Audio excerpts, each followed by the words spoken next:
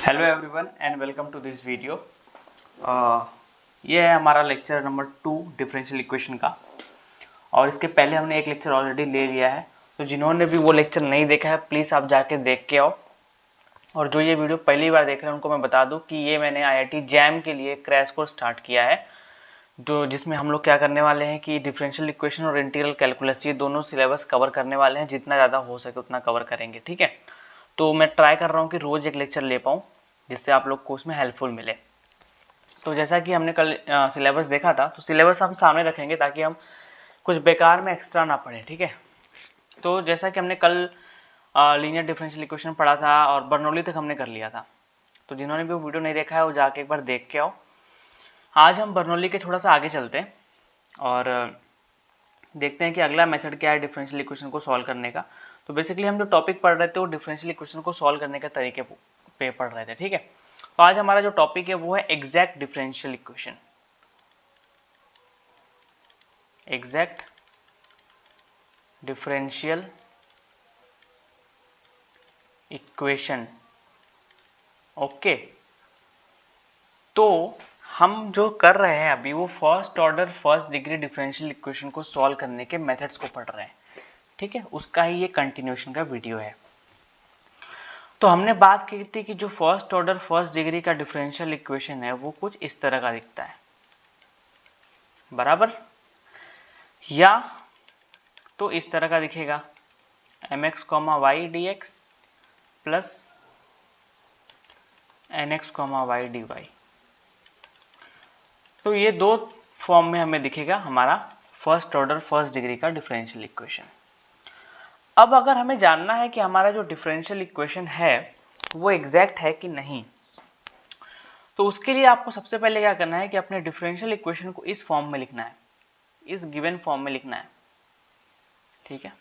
एक बार आपने इस फॉर्म में लिख दिया तो जो dx का कोएफिशिएंट रहेगा वो रहेगा m, और जो dy का कोएफिशिएंट रहेगा वो रहेगा n। अब आप निकालो del m by del y और निकालो del n by del x। मतलब m वाला जो फंक्शन है उसको y से डिफरेंशिएट करो पार्शियली, और n वाला जो फंक्शन उसको x से डिफरेंशिएट करो पार्शियली। तो अगर ये दोनों इक्वल आते हैं तो हम बोलेंगे कि हमारा जो डिफरेंशियल इक्वेशन है वो क्या है, एग्जैक्ट है, ठीक है। और अगर ये सेटिस्फाई हो गया तो हमारा जो solution of the differential equation होगा वो होगा integration of mx, y dx plus integration of terms of n free from x dy is equal to c। अब ये क्या होता है इस पर थोड़ी सी बात करते हैं। देखो, terms of n free from x का मतलब क्या है कि मान लो nx y एक फंक्शन है, मान लो x y square plus x plus y है। फ्री फ्रॉम x मतलब उसमें x नहीं होना चाहिए उस टर्म में। तो ये पहला टर्म है इसमें x है, हाँ तो इसको छोड़ दो। ये दूसरा टर्म है इसमें x है, छोड़ दो। तीसरा टर्म है इसमें x है, नहीं है तो इसको यहाँ पे बस लिखना है, उसको इंटीग्रेट करना है विद रिस्पेक्ट टू y। इसका और एक सॉल्यूशन क्या होता है, उल्टा भी हो सकता है। यहाँ पे मैं nx y लिख सकता हूँ dy plus integration of terms of m free from y, उल्टा कर दो और यहाँ पे dx इक्वल टू c। तो एग्जाम में सॉल्यूशन किसी भी फॉर्म में आ सकता है, बट दोनों इंटरचेंजेबल होते हैं। मतलब अगर आपको ये इसका सॉल्यूशन निकालेंगे इससे सॉल्यूशन निकालोगे तो एक दूसरे में कन्वर्ट किया जा सकता है, ठीक है। तो आप कर सकते हो। तो ये बेसिक सा फंडा है एग्जैक्ट डिफरेंशियल इक्वेशन का, okay. Now let us do one question ताकि आपको आइडिया है।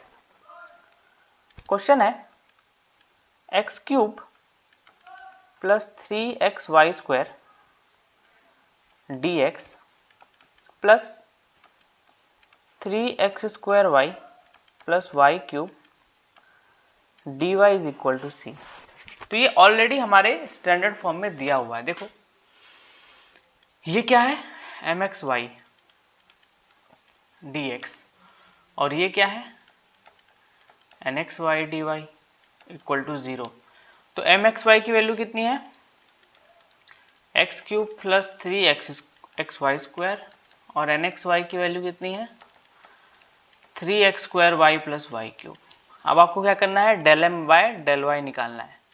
तो with respect to y differentiate करोगे तो एक्स क्या होगा, कांस्टेंट होगा।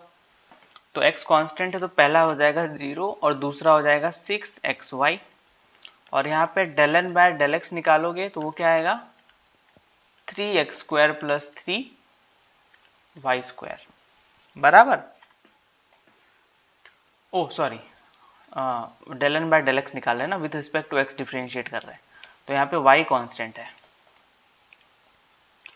तो y कांस्टेंट हो गया तो ये x का डेरिवेटिव क्या होगा, 6xy, और इसमें y है तो ये तो 0 हो जाएगा। तो दोनों इक्वल आ रहे हैं, मतलब ये एग्जैक्ट है।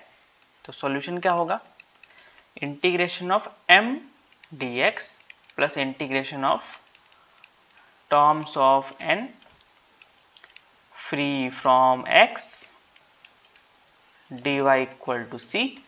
तो इंटीग्रेशन ऑफ m पूरा लिख दिया यहाँ पे अपन ने, x³ plus 3xy² dx plus terms of n free from x। तो n में दो टर्म है और फ्री कौन है, सिर्फ y³। तो यहाँ पे लिखा अपन ने y³ dy equal to c। Integrate किया विद रिस्पेक्ट टू x, तो y क्या होगा, कांस्टेंट, x³ का integration x⁴/4 plus 3x²y² 2 plus y⁴/4 is equal to c। तो या तो आप यहीं पर छोड़ सकते हो, या तो 4 से एलसीएम ले लो तो आपका हो जाएगा x⁴ plus 6x² plus y⁴ is equal to c। तो ये आपका हो गया सॉल्यूशन। ठीक है, एग्जाम के भी क्वेश्चन करेंगे जो एमसीक्यूज है, बट हम पहले प्रैक्टिस कर रहे हैं ना। तो ये हो गया आपका सॉल्यूशन। ठीक है, तो अब आगे बढ़ते हैं।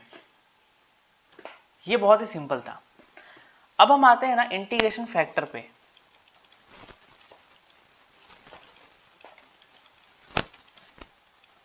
देखो आपके सिलेबस के अकॉर्डिंग चल रहा है। अगर आपका सिलेबस देखा जाए तो हमने बर्नौली कर लिया, एग्जैक्ट कर लिया, अब हम आते हैं इंटीग्रेशन फैक्टर पे, फिर हम आगे चलेंगे।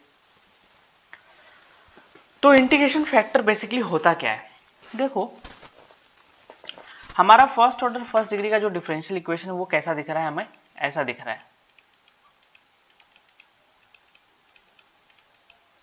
है ना। तो इंटीग्रेशन फैक्टर का मतलब ये है ना कि मान लो कि ये एग्जैक्ट नहीं है, मतलब del M by del y is not equal to del N by del x है, मतलब ये क्या है, नॉट एग्जैक्ट है। तो अगर नॉट एग्जैक्ट है तो उसको एग्जैक्ट बनाने के लिए हम क्या करते हैं, हम मल्टीप्लाई करते हैं, मल्टीप्लाई विथ इंटीग्रेशन फैक्टर, जो कि एक तरह का फंक्शन होता है, टू मेक इक्वेशन 1 जो कि ये है एग्जैक्ट।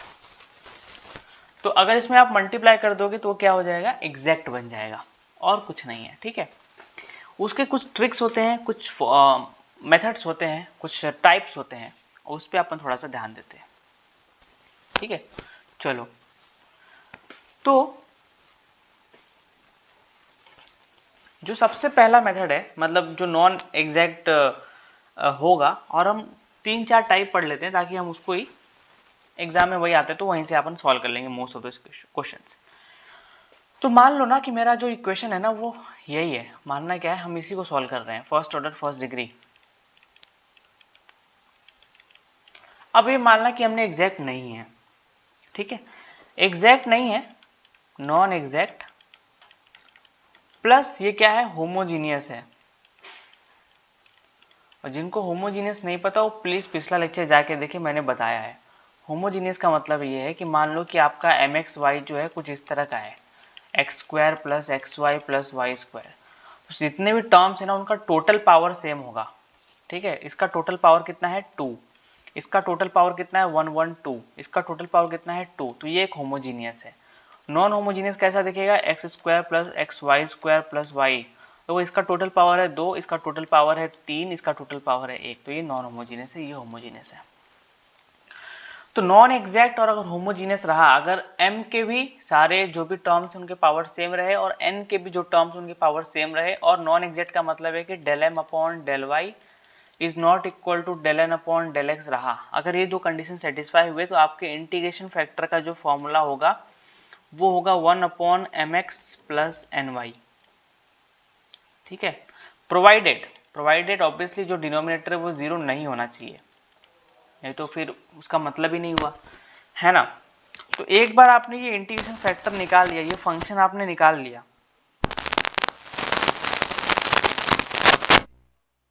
तो मल्टीप्लाई करने पे देखो क्या बनेगा, integration factor into m x y d x plus integration factor into n x y d y equal to 0। अब ये जो पूरा टर्म है ना, ये मेरा नया m है, और ये जो मेरा पूरा टर्म है ये मेरा नया n है।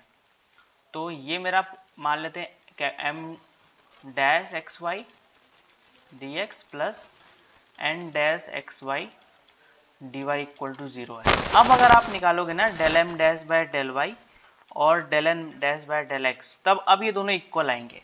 तो ये मतलब क्या हो गया, एग्जैक्ट हो गया। और अगर ये एग्जैक्ट हो गया तो उसका सॉल्यूशन तो हमें पता ही है क्या होता है, right. So let us do one question. Question है x square y minus 2xy square d x, यहाँ पे माइनस रहेगा, सॉरी। कोई भी अगर आपको डिफिकल्टी हो ना लेक्चर में तो प्लीज़ कमेंट कर दो, और प्लीज़ वीडियोस को लाइक कर दो यार थोड़ा, क्योंकि बहुत मेहनत लग रही है बनाने में टाइम निकाल के, ठीक है। X cube minus 3x square y, थोड़ा सा मुझे भी मोटिवेशन मिलेगा ना। तो ये आपका क्या है m, और आपका n देखो ये नहीं है, बीच में माइनस है, हमारे जनरल वाले में देखो प्लस है ना। तो यहाँ पे माइनस है तो आपका ये पूरा n है। तो यहाँ पे एम एक्स वाई क्या, इनिशियली जब आपका प्रैक्टिस ना होना तो आप पूरा पूरा लिखा करो, एक बार आपकी प्रैक्टिस हो जाएगी तो आप देखते ही एम और एन बना के उसका डेरिवेटिव भी लेके डायरेक्टली लिख दोगे। Minus of x cube minus 3x square y. अब del M by del y निकालो, x square minus 4xy and del N by del x निकालो, so minus 3x square minus 6xy। क्या ये दोनों इक्वल आ रहे हैं, नहीं आ रहे हैं, तो ये कैसा है, नॉन एग्जैक्ट है। तो पहला कंडीशन सेटिस्फाई। दूसरा क्या होता है, होमोजेनियस। क्या ये होमोजेनियस है, देखो total power 3, total power 3, total power 3, total power 3, तो हाँ ये होमोजेनियस है। तो हमारा इंटीग्रेशन फैक्टर का फॉर्मूला क्या होगा, ये होगा। चलो एक बार निकाल कर देख लेते हैं। तो integration factor is equal to 1 upon m x plus n y. तो 1 अपॉन एम में एक्स का मल्टीप्लाई कर दो, तो क्या हो जाएगा, x cube y minus 2x square y square plus n y, but ये ऑलरेडी माइनस है तो आप माइनस लेके चलते हैं, तो minus x raise to 4 plus 3x cube y, right. क्या मैं यहाँ पे करेक्ट हूँ, I think, oh sorry sorry sorry, n में आपको एन वाई का मल्टीप्लाई करना है, मैंने एक्स का मल्टीप्लाई कर दिया, आई रियली सॉरी। तो अब अगर उसमें y का मल्टीप्लाई करेंगे तो क्या जाएगा, minus x cube y plus 3x square y square. तो ये और ये कैंसिल हो गया, और ये दोनों ऐड होके कितना हो जाएगा, 1 upon x square y square. तो ये आपका आ गया इंटीग्रेशन फैक्टर। अब इसको क्या करना है, इस 1 में मल्टीप्लाई कर देना है, तो कर दो ना। तो 1 upon x square y square, x square y minus 2x वाई square d x minus 1 upon x square y square x cube minus 3x square y d y equal to 0। अब इसको थोड़ा सा और अगर हम सॉल्व कर देंगे अंदर मल्टीप्लाई करके, तो देखो क्या हो जाएगा, 1 upon y minus 2 upon x d x, ठीक है, minus x upon y square minus 3 upon y d y equal to 0। तो अब आपका ये हो गया m और ये हो गया n। तो अब जो है ना ये पक्के से क्या होगा, एग्जैक्ट होगा। अगर नहीं हो रहा तो आप समझ जाना कि आपने इंटीग्रेशन फैक्टर गलत निकाला है, या तो आपने मेथड ही गलत लगाया हुआ है। तो मैं अभी ये थोड़ा सा रफ कर रहा हूँ, ठीक है। तो अब इसको एक बार हम चेक करते हैं कि एग्जैक्ट है कि नहीं। ऑब्वियसली हमने मेथड अगर सही लगाया तो ये एग्जैक्ट आएगा ही आएगा पक्के से। तो लेट्स चेक। तो del M by del y कितना होगा, -1 बाय वाई स्क्वायर, और del N by del x, जब इसको x से डिफ्रेंशिएट करेंगे तो ये 1 हो जाएगा, ये तो 0 हो जाएगा, माइनस है आगे तो -1 बाय वाई स्क्वायर, दोनों सेम हो गए, तो एग्जैक्ट हो गया। तो सॉल्यूशन क्या होगा, integration of m dx, m क्या है, plus integration of terms of n free from x, तो ये पहला टर्म फ्री x से फ्री नहीं है तो इसको छोड़ दो, दूसरा टर्म x से फ्री, इसको ले लो बट माइनस के साथ लेना है, तो यहाँ पे क्या आएगा 3/y dy equal to c, इसको इंटीग्रेट कर दो, आपका सॉल्यूशन आ गया, सिंपल। तो ये आपका पहला मेथड है जब आपका नॉन एग्जैक्ट होता है। तो आगे बढ़ते हैं, टाइप 2 का इक्वेशन हमारा कैसा दिखेगा। अगर हमारा इक्वेशन कुछ इस तरह का है, f1xy into y d x plus f2xy into x d y equal to 0। Equation हमारा इस टाइप का है प्लस नॉन एग्जैक्ट है, ये हमारा m है और ये हमारा n है, तो ये नॉन एग्जैक्ट है और इक्वेशन इस टाइप में लिखा जा सकता है। तब जो हमारा इंटीग्रेशन फैक्टर होगा वो क्या होगा 1/mx माइनस एन वाई, वहाँ पे प्लस था यहाँ पे माइनस है, provided mx minus n y क्या होगा नॉट इक्वल टू 0, और इसके बाद क्या करेंगे मल्टीप्लाई करके एग्जैक्ट बना लेंगे, तो हमारा सॉल्यूशन हमें पता ही है। अब कैसे, इसलिए इस तरह के क्वेश्चन बहुत कम आते हैं बिकॉज बहुत बड़े हो जाते हैं, तो मैं आपको एक क्वेश्चन फटाक से करवाऊंगा नहीं, आप कर सकते हो, ठीक है। तो बट मैं दिखा देता हूँ दिखता कैसा है। देखो y into x y plus 2x² y² dx plus x into x y minus x² y² dy equal to 0। देखो यहाँ पे होमोजीनियस का कोई सीन नहीं है, मैं बता दूं, ठीक है। होमोजीनियस पिछले वाले टाइप में था, यहाँ पे सिर्फ क्या है नॉन एग्जैक्ट है और दूसरा ये टाइप है। तो मेरा m क्या है ये और मेरा n क्या है ये, तो del m by del y निकालो ना। तो पहला टर्म क्या है xy², तो 2xy प्लस 2x² y³ तो 6x² y², तो ये हो गया del m by del y, और del n by del x निकालो तो क्या आएगा 2xy, यहाँ तक तो सेम आ रहा है बट बीच में माइनस आ गया, और x³ था तो 3x² y², तो दोनों सेम नहीं आ रहे, तो नॉन एग्जैक्ट हो गया। और देखो y into f1xy x into f2xy, तो अब इंटीग्रेशन फैक्टर यहाँ से निकालो, ये पूरा का पूरा आपका m है, बता दूं मैं, ये पूरा आपका m है पूरा, तो इसमें x का मल्टीप्लाई करो, इसमें y का इस पूरे में y का मल्टीप्लाई करो, दोनों सब्ट्रैक्ट करो और पिछला मेथड लगाओ, ठीक है। अब मैं पूरा कराने नहीं बैठूंगा, आप मतलब आप बच्चे थोड़ी ना हो, ठीक है, आपको इतना तो आना ही चाहिए कि इंटीग्रेशन कैसे करते हैं। नाउ टाइप 3,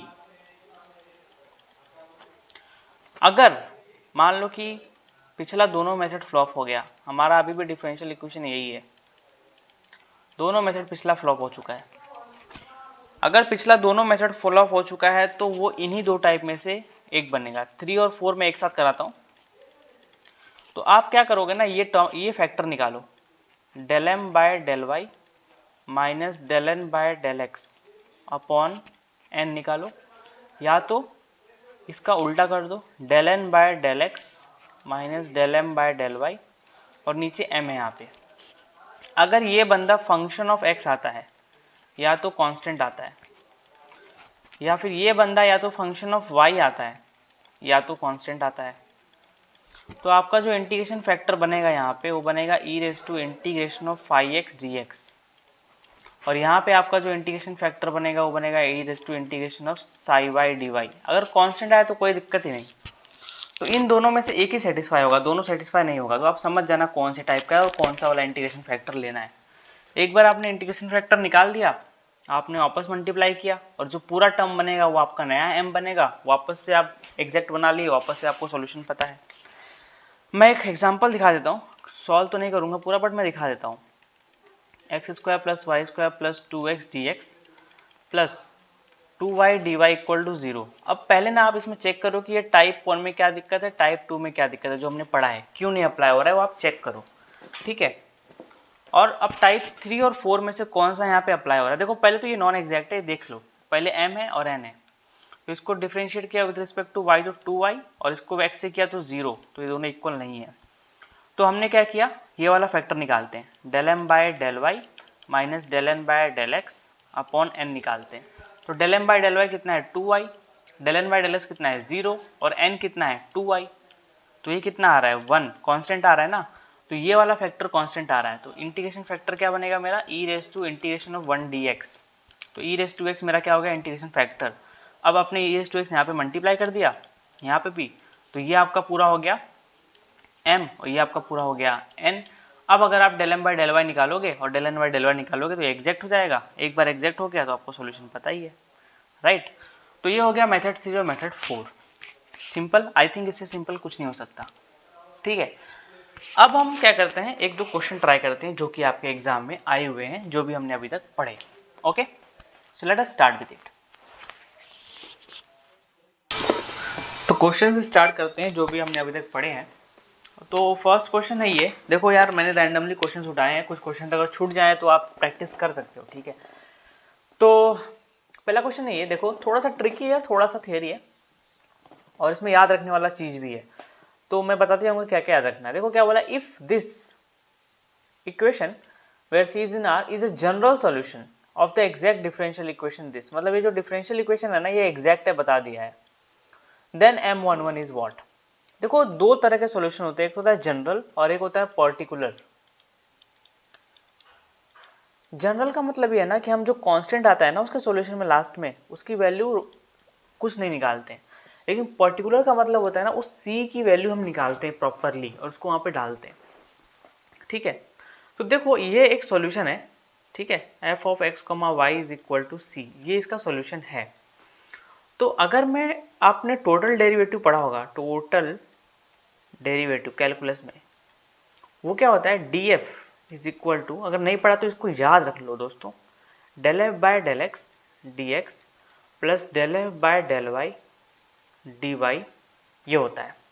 अब कभी भी अगर इक्वेशन हमारा एग्जैक्ट होता है ना डिफरेंशियल इक्वेशन, तो ये इसके बराबर होता है।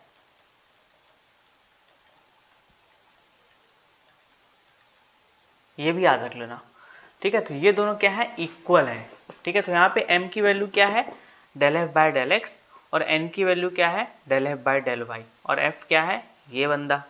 तो अगर इस बंदे को अगर मैं डिफरेंशिएट करूँ विद रिस्पेक्ट टू x तो मुझे क्या देगा, 2x प्लस वाई स्क्वायर, ये हो गया ये, और यही तो मेरा mxy है। तो m11 कितना हो जाएगा, m11 हो जाएगा 3। तो ये इजी सॉल्यूशन है। ऐसे अगर आपको n11 पूछता है, फिर किसी और पॉइंट में पूछता है तो आप डायरेक्टली इसको y से डिफरेंशिएट करके वो सब्स्टिट्यूट कर देते, तो आपका काम हो जाता है ना। तो ये सिंपल है, लेकिन ये याद रखो, ये इंपॉर्टेंट है इस क्वेश्चन में। तो यही फायदा होता है एमसीक्यूज करने का कि हमें नई नई चीजें याद करनी पड़ती है, कुछ ट्रिक्स याद करने पड़ते हैं, ठीक है। आगे बढ़ते हैं। तो अभी हमने जो भी linear equation, linear differential equation सब पढ़े ना, तो ऐसा नहीं होगा कि एग्जाम में डायरेक्टली आ जाएगा, आप अप्लाई करोगे आपको आंसर मिल जाएगा। ऑब्वियसली कॉम्पिटिटिव एग्जाम में थोड़ा सा तो दिमाग लगाना पड़ेगा ना। तो ये हमने पढ़ा है फर्स्ट लेक्चर में कि ये हमारा लीनियर डिफरेंशियल इक्वेशन है, किस टाइप का, dy by d x plus p x into y equal to q x. अगर इस फॉर्म का होता है तो हमारा इंटीग्रेशन फैक्टर हम क्या निकालते हैं, e raise to integration of P x d x, और सॉल्यूशन हमारा क्या हो जाता है, y into integration factor is equal to integration of integration factor into Q of x d of x plus c. तो यहाँ पे भी तो यही है, पी एक्स हमारा कितना है यहाँ पे हमारा पी एक्स है 10, तो इंटीग्रेशन फैक्टर क्या हो जाएगा, e raise to integration of 10 d x which is equal to e raise to 10x, and हमारा सॉल्यूशन क्या हो जाएगा, y into e raise to 10x is equal to integration of e raise to 10x into Q x क्या है यहाँ पे, F of x d of x plus c. अब यहाँ से अगर हम y निकालें तो क्या आएगा, integration of e raise to 10x into f of x upon e raise to 10x d of x plus c upon e raise to 10x। अब यहाँ पे बहुत सारे स्टूडेंट ना जो गलतियाँ करेंगे मैं आपको बताता हूँ। देखो यार ये गलती कभी मत करना कि जो आपने ई रेज टू 10x से डिवाइड किया है ना, तो ये मत कर देना कि इसको काट देना, इंटीग्रेशन के अंदर जाएगा। आप सोचोगे अरे ये भी तो फंक्शन ऑफ एक्स है, इसको अंदर ले आते हैं, इसको काट देते हैं। नहीं बेटा, ये x जो है वो अलग है, और जो इंटीग्रेशन के अंदर x होता है ना वो हमेशा अलग होता है, और जो इंटीग्रेशन के बाहर x होता है वो हमेशा अलग होता है, ठीक है। तो काटना नहीं। तो हमारा y बेसिकली क्या मिला, integration of e raise to 10x into f of x upon e raise to 10x, या ऊपर है dx plus c upon e raise to 10x। अब हमें दो चीजें दिया हुआ है कि limit x tending to infinity f of x क्या है, 1 के बराबर, तो हमें limit of x tending to infinity y की वैल्यू बतानी है। तो अगर मैं लिमिट एक्सटेंडिंग टू इन्फिनिटी यहाँ पे ले लूँ y, तो देखो ये बंदा जो है ये तो 0 पे जाएगा क्योंकि ये इन्फिनिटी पे जाएगा, इसको तो छोड़ दो। यहाँ पे अगर मैं लेता हूँ लिमिट एक्सटेंडिंग टू इन्फिनिटी, तो e raise to 10x into f of x d of x upon e raise to 10x। अब नीचे वाला जो बंदा है ये जा रहा है इन्फिनिटी पे, ऊपर वाला बंदा कहाँ जा रहा है, देखो इसका जब इन्फिनिटी पे जाएगा तो f कहाँ जा रहा है, 1 पे जा रहा है ना। और जब ये 1 पे जाएगा तो e रेज टू 10x का जो इंटीग्रेशन आएगा वो भी जो है इन्फिनिटी पे जाएगा। तो ये इन्फिनिटी बाय इन्फिनिटी हो गया, राइट। तो हम यहाँ पे क्या लगाएंगे, एल हॉपिटल रूल, आपको ये पता होना चाहिए। तो एल हॉपिटल रूल में हम क्या करते हैं, न्यूमरेटर और डिनोमिनेटर का डेरिवेटिव लेते हैं। तो जब न्यूमरेटर का जब हम डेरिवेटिव लेंगे तो क्या होगा, देखो ये इंटीग्रेशन हट जाएगा, राइट। तो ऊपर हमें मिलेगा e raise to 10x into f of x, नीचे हमें मिलेगा 10 into e raise to 10x। तो ये और ये कट जाएगा और लिमिट एक्सटेंडिंग टू इन्फिनिटी पे f कितना आ रहा है 1, तो 1/10 आंसर हो जाएगा इसका, इजी। तो ये आपको थोड़ी थोड़ी चीज़ें पता होनी चाहिए, ठीक है। आगे बढ़ते हैं। ये भी हमने अभी पढ़ा है कि if x raise to h y raise to k is an integration factor of the differential equation this, okay, then the order pair hk is equal to what, ठीक है। तो हमने क्या पढ़ा था कि कभी भी अगर हमारे पास इंटीग्रेशन फैक्टर होता है तो उसको अगर हम डिफरेंशियल इक्वेशन में मल्टीप्लाई करते हैं तो वो हमारे डिफरेंशियल इक्वेशन को एग्जैक्ट बना देता है। तो इसका इसमें मल्टीप्लाई कर दो। पहले तो इसको सॉल्व कर लेते हैं थोड़ा सा। तो y plus x y square d x plus x minus x square y d y equal to 0। अब इसमें x raise to H Y raise to k का मल्टीप्लाई करेंगे तो वो एग्जैक्ट बन जाएगा। अब ये एग्जैक्ट नहीं, आप चेक कर सकते हो। तो जब मल्टीप्लाई करेंगे अब पावर को थोड़ा एडजस्ट करेंगे तो x raise to H Y raise to K plus 1 plus x raise to H plus 1 Y raise to K plus 2 d x plus x raise to H plus 1 Y raise to K minus x raise to 2 plus H Y raise to K plus 1 d y equal to 0। अब ये आपका m है, ये आपका n है। तो आपको exact बन गया, मतलब क्या करेगा, del M by del y equal to del N by del x हो जाएगा। तो अब निकालते हैं, del M by del y क्या हो जाएगा, K plus 1 x raise to H Y raise to K plus K plus 2 x raise to H plus 1 Y raise to K plus 1 is equal to del N by del x करेंगे तो H plus 1 x raise to H into Y raise to K minus 2 plus H x raise to H plus 1 Y raise to K plus 1। अब देखो ये term same है, ये term same है, बीच में equal to का साइन है तो उनके कोएफिशिएंट क्या होंगे, सेम। तो k plus 1 equal to H plus 1 and k plus 2 equal to minus 2 minus h. तो यहाँ से k माइनस ये कट जाएगा तो k इक्वल टू क्या हो जाएगा, h। अब k इक्वल टू एच यहाँ सब्स्टिट्यूट करेंगे तो h plus 2 equal to minus 2 minus h, तो 2h इक्वल टू 4, तो h इक्वल टू क्या हो गया 2, right. h is equal to हो गया हमारा 2। थोड़ा सा हम कहीं मिस्टेक कर रहे हैं I guess, h is equal to हो जाएगा -2, ओके। हाँ, और k इज इक्वल टू भी हो जाएगा -2, तो आप यहाँ से देख सकते हो। आई थिंक हम कहीं तो मिस्टेक कर रहे हैं, क्या मिस्टेक कर रहे हैं, 1 सेकेंड। k इक्वल टू -2 होगा, जब h is equal to k हम रखेंगे तो 2h और ये वहाँ पे जाएगा -4 हो जाएगा। हाँ तो ओके, तो ये -4 हो जाएगा ना, तो h इज इक्वल टू क्या आएगा, -2 आएगा, सॉरी h इक्वल टू -2 आया और k और h बराबर है तो k इक्वल टू भी -2 आ जाएगा। तो ये आपका आंसर हो गया। इजी, बहुत इजी था ये, कुछ नहीं था इसमें, ठीक है। आगे बढ़ते हैं। और इस तरह का क्वेश्चन जो है कभी कभी बच्चों को प्रॉब्लम दे आता है। ये है तो आपका linear differential equation dy by d x plus p of x y equal to q of x. इसका सॉल्यूशन भी आपको पता है, लेकिन यहाँ पर दिक्कत ये है ना कि आपका जो एफ एक्स है वो इंटरवल्स में दिया हुआ है, एक सिंगलटन एफ एक्स नहीं दिया हुआ। अगर एक सिंगल एफ एक्स होता तब तो आप इजीली क्यू एक्स बोल देते, उसको आप सॉल्यूशन निकाल लेते। बट यहाँ पे दो अलग अलग है तो हम दो अलग अलग में आएंगे। जब हमारा x जो है 0 से 1 के बीच में है तो हमारा एफ एक्स कितना है 2, तो उस समय हमारा डिफरेंशियल इक्वेशन क्या होगा, dy by d x plus y is equal to 2। अब इसका सॉल्यूशन तो आपको पता है, इसका इंटीग्रेशन फैक्टर क्या होगा, e raise to integration of 1 dx which is e raise to x, और सॉल्यूशन क्या होगा, y into e raise to x is equal to integration of 2 e raise to x plus सी।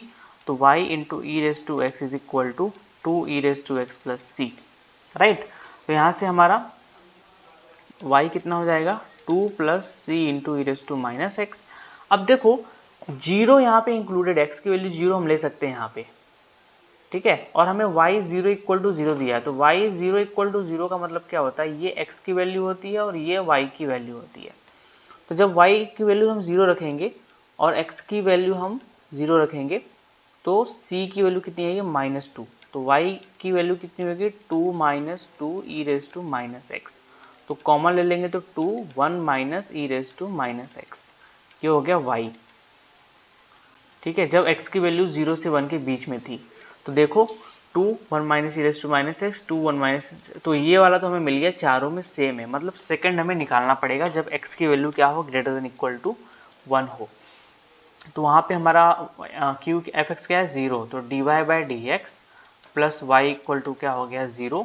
इसको तो आप directly solve कर सकते हो, but हम उसी तरीके से सॉल्व करते हैं, e raise to integration of 1 d x, तो ई रेस टू एक्स, तो y into e raise to x is equal to integration of 0 into e raise to x d of x plus c, ये हो जाएगा 0। तो y equal to क्या हो जाएगा, c into e raise to minus x, इसको c dash नाम दे रहा हूँ अलग अलग करने के लिए।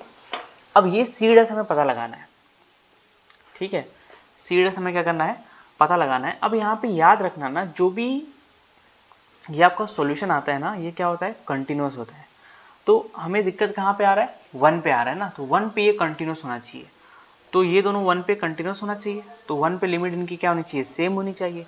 तो 1 पे इसका लिमिट कितना आएगा, 1 पे जो है इसका लिमिट आएगा 0, राइट, हाँ, तो 2 इंटू 1 माइनस 1 करेंगे तो हो जाएगा 0, और equal to c1 into e raise to minus 1, तो ये तो 0 है, तो यहाँ पे सी डैश की वैल्यू कितनी आएगी, 0, तो y की वैल्यू कितनी होगी, 0। तो आपका सॉल्यूशन इसमें क्या हो गया, 0, तो आपका ऑप्शन नंबर बी क्या हो गया, ट्रू। तो लास्ट में ना इन दोनों की कंटिन्यूटी का यूज करना पड़ता है ताकि हम दूसरा कांस्टेंट पता लगाएं, और यही तरीका है हर बार, ठीक है। तो ये इजी था ये। आगे बढ़ते हैं, an integration factor of the differential equation this is. अब देखो हमने जो भी 4 मेथड पढ़े ना इंटीग्रेशन फैक्टर निकालने के, ऐसा नहीं है कि वही लग जाए हर बार, इंटीग्रेशन फैक्टर कुछ भी हो सकता है। इंटीग्रेशन फैक्टर का मतलब है कि बस वो फंक्शन मिल जाए जो मेरे डिफरेंशियल इक्वेशन को एग्जैक्ट बना दे, चाहे वो किसी भी मेथड से आए। तो इसमें वो नहीं लगेगा, तो हम क्या कर सकते हैं कि हम बारी बारी से इनको मल्टीप्लाई करके फटाफट del M by del x del M by del y निकाल सकते हैं, ठीक है। सिर्फ मल्टीप्लाई करो, del M by del y del M by del x निकालो, देखो कौन सा इक्वल आ रहा है, जो इक्वल आ रहा है वो आपका आंसर हो गया। तो ये मैं आपके ऊपर छोड़ रहा हूँ, ठीक है, थोड़ा सा कंप्यूटेशनल है बट ठीक है। आगे बढ़ते हैं, ये क्या है, let y x be the solution of the differential equation this satisfying this, then what is this, ठीक है। तो पहले तो ये देख लो कि ये जो डिफरेंशियल इक्वेशन है क्या ये एग्जैक्ट है। तो del M by del y कितना आ रहा है, x plus 1, and del n by del x कितना आ रहा है, 1 minus e raise to minus x. तो ये तो बराबर नहीं आ रहा है, तो मतलब ये एग्जैक्ट नहीं है, होमोजीनियस नहीं है। x into f one x d x plus y into उसी फॉर्म का भी नहीं है। तो हमारा अब क्या बचा, अब हम देखो मैं ये निकालता हूँ, del M by del y minus type 3 del N by del x upon n करता हूँ। तो x plus 1 minus 1 plus e raise to minus x upon x plus e raise to minus x, ये काटा तो ऊपर क्या बचेगा, x plus e raise to minus x upon x plus e raise to minus x, ये भी cancel हो जाएगा, तो आंसर कितना आएगा 1। तो इंटीग्रेशन फैक्टर क्या होता है, e raise to integration of 1 dx मतलब ई रेस टू एक्स। इसका इसमें मल्टीप्लाई कर देंगे तो मेरा m क्या बन जाएगा, e raise to x x into y plus e raise to x y plus 1, और n क्या बन जाएगा, e raise to x into x plus 1। अब ये एग्जैक्ट बन चुका है, तो आपका एग्जैक्ट होने के बाद सॉल्यूशन क्या होता है, integration of m dx, right, plus integration of terms of n free from x, तो इसको छोड़ देंगे 1 dy इक्वल टू c। बस इसको सॉल्व करो, इंटीग्रेशन फटाक से निकालो, उसमें y equal to 0 equal to 1 डालो तो आपको कांस्टेंट मिल जाएगा, फिर ये डालोगे तो आपको आंसर मिल जाएगा। थोड़ा सा कंप्यूटेशन वर्क है, आप भी थोड़ा सा मेहनत करो। ओके, आगे बढ़ते हैं। The non zero value of n for which the differential equation this is exact. तो एग्जैक्ट के लिए हमें क्या रहना चाहिए, del m by del y equal to del n by del x। ये हमारा m है और ये हमारा n है। तो देखो यार, ये बात याद रखना, m जो है ना dx के साथ होता है। तो एग्जाम में अगर मान लो उसने इसको पहले लिख दिया तो आप झटके में उसको m मत ले लेना, देखना कि कौन किसके साथ है। तो del m by del y कितना है यहाँ पे 6xy plus n square x square, और del n by del x कितना है यहाँ पे 3nx स्क्वायर प्लस 6xy। तो ये दोनों इक्वल है, तो कंपेयर करोगे तो ये इक्वल है और ये भी इक्वल है, तो n स्क्वायर इक्वल टू क्या हो जाएगा 3n। तो n square minus 3n equal to 0। तो नॉन जीरो वैल्यू दिया है ना, तो n और n को कैंसिल कर सकते हैं यहाँ पे अपन। तो n की वैल्यू यहाँ पे डायरेक्टली क्या आ जाएगी 3। अगर 0 दिया होता तो कैंसिल नहीं कर पाते, तो आंसर आपका हो गया डी। सिंपल, इतना सिंपल क्वेश्चन आता है यहाँ से। आगे बढ़ते हैं। One of the point which lie on the solution curve of the differential equation this which is with the given condition y 0 equal to 1। मतलब बेसिकली इसके सॉल्यूशन पे हमें बताना है कि कौन सा पॉइंट लाई करता है जो इस कंडीशन को सेटिस्फाई करता हो। तो पहले m की वैल्यू कितनी है y माइनस एक्स, n की वैल्यू कितनी है x प्लस वाई।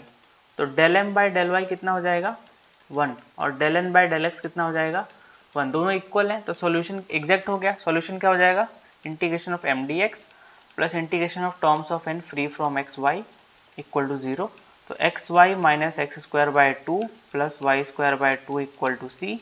अब y x की वैल्यू 0 और y की वैल्यू 1 लेके कांस्टेंट की वैल्यू निकालो, तो ये हो जाएगा 0 और y की वैल्यू x की वैल्यू 0 ले तो ये भी 0 और ये 1 ले तो c की वैल्यू क्या हो गया हाफ। तो x y minus x square by 2 plus y square by 2 equal to half. बस आप इन चारों को फटाफट डाल के यहाँ पे देख लो कि कौन सेटिस्फाई कर रहा है, जो सेटिस्फाई करके वो आपका आंसर। इजी। आगे बढ़ते हैं। Let yx with the solution of the differential equation this satisfying the condition this then which are the following is true. Basically हमें सॉल्यूशन के ऊपर कमेंट करना है, तो सबसे पहले सॉल्यूशन निकालना पड़ेगा। तो ये हमारा सबसे पहला मेथड है वेरिएबल सेपरेबल, इसलिए मैंने बोला था कि वो जरूरी है, बस सिलेबस में लिखा नहीं है बट वो है। तो हमने y वाले टर्म को एक साथ कर दिया और dx को यहाँ भेज दिया, वेरिएबल सेपरेट हो गया। अब हम क्या करते हैं इंटीग्रेशन करके प्लस सी ऐड करते हैं। अब ये क्या होगा फैक्टर होगा। अब इतना इंटीग्रेशन तो आपको आना चाहिए, तो ये हो जाएगा y minus 3 minus 1 upon y minus 1 d y equal to integration of d x plus c. इतना इंटीग्रेशन तो आपको आना चाहिए, कैसे करते हैं, नहीं तो फिर तो पंगा है भैया जी। ठीक है, ओके। तो आई थिंक मैंने कुछ गड़बड़ नहीं किया ना, y minus 1 minus y plus 3 upon इनका मल्टीप्लाई हो जाएगा, ये कैंसिल 2 बच रहा है ना, तो ऊपर 2 बच रहा है तो उसको करने के लिए 1/2 से मल्टीप्लाई कर देते हैं। ठीक है, ये आपको सीखना पड़ेगा, ये मतलब इंटीग्रेशन बेसिक। तो 1/2 log mod y minus 3 minus log mod y minus 2 equal to x plus c. तो 1/2 log mod y minus 3 by y minus 2 equal to x plus c. 2 का वहाँ पे मल्टीप्लाई कर देते हैं, तो log y minus 3 by y minus 2 equal to 2x plus 2c। अब y equal to 0 पे क्या हो रहा है, y equal to y 0 equal to 2 दिया हुआ है, x की वैल्यू 0 पे y की वैल्यू 2 आ रही है। तो log mod माइनस 1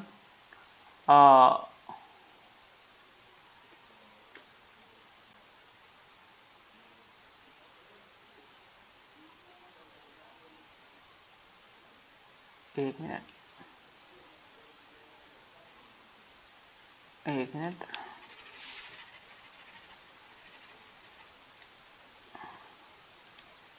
ओके। तो यहाँ पे ना 1 है, y माइनस 1 है, थोड़ा सा कंफ्यूजन हो गया मेरे को, ये 1 है। तो y की वैल्यू जब 2 रखोगे तो लोग ऊपर क्या आएगा मॉड माइनस 1 आएगा इक्वल टू x की वैल्यू 0 रखा तो यहाँ पे 2c हो गया। तो ये तो क्या होता है 0, तो c की वैल्यू क्या हो गई 0। तो इसलिए यहाँ पे मॉड लगाना जरूरी है। जनरली आप 1/x का जो इंटीग्रेशन है ना आप log x कर देते हो, log x मत करो, log mod x क्या करो, अदरवाइज आपको बोलोगे यार log में नेगेटिव वैल्यू आ गया, ये कैसे हो रहा है। तो c की वैल्यू हो गई 0, तो आपका यहाँ पे log mod में क्या हो जाएगा, ये पूरा हो जाएगा।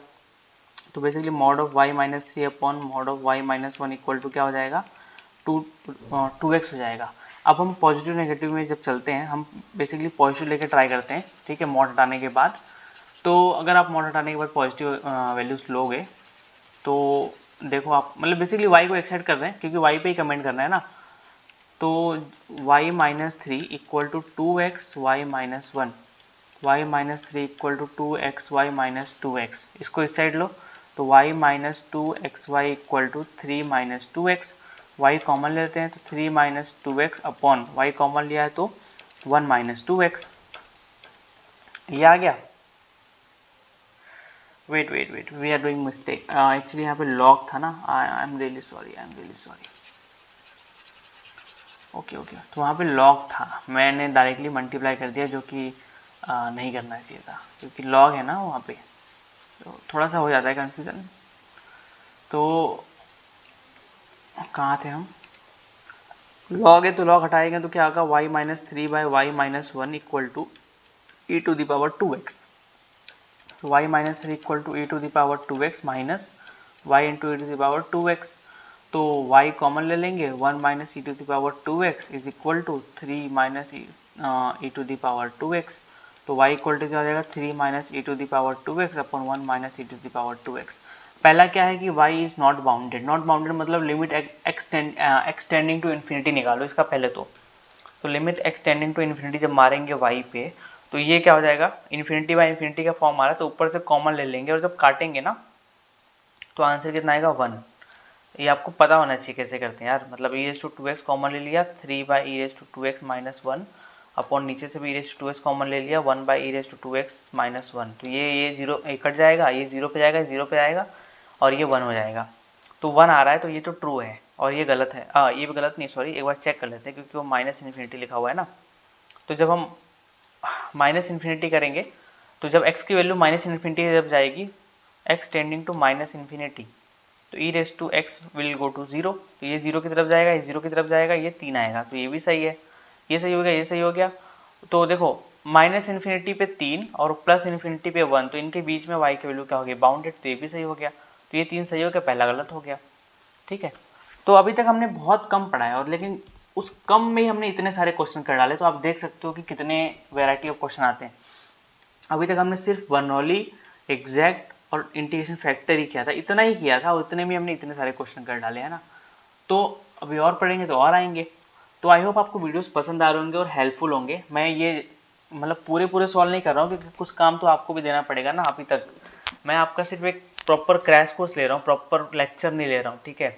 तो जो क्वेश्चंस मैंने छोड़े उसको सॉल्व करो ताकि आपको आइडिया मिलेगा। Okay, so thank you so much for watching this video. अगर वीडियो पसंद आए तो वीडियो को लाइक करो यार, और अपने दोस्तों के साथ शेयर करो। कोई भी डाउट है तो कमेंट कर दो और लाइक जरूर कर दो यार, थोड़ा सा मोटिवेशन मिलता है उसको। Thank you so much for watching this video and bye.